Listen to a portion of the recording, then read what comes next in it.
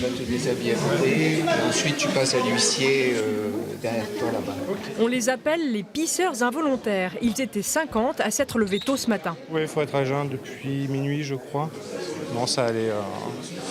Bon, on se lève à 6h30, donc ça va. Votre peignoir, juste pour vérifier que vous n'avez rien sur vous. Un protocole très strict encadre cette campagne glyphosate. Un huissier y veille. On vérifie que les personnes qui vont faire le prélèvement sont bien uniquement en sous-vêtements et qui n'ont rien sur eux pour effectuer le prélèvement. Et ensuite, on enverra tout ça. On assure également l'envoi au laboratoire pour qu'il n'y ait aucune contestation possible. Les premières urines matinales recueillies dans des éprouvettes vont être envoyées dans un laboratoire allemand. Les analyses réalisées dans d'autres régions et dans les mêmes conditions ont toutes révélé la présence de glyphosate, ce pesticide très controversé actuellement. En Limousin, on a tendance à penser qu'on serait un peu tranquille.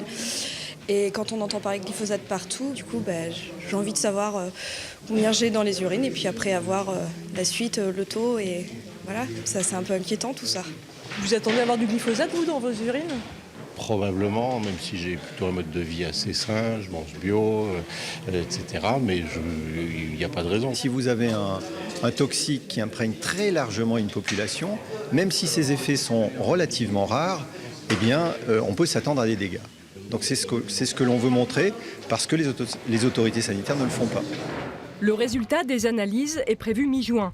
Les participants pourront porter plainte contre les fabricants de glyphosate, mais aussi ceux qui en ont autorisé sa vente, comme l'Union européenne.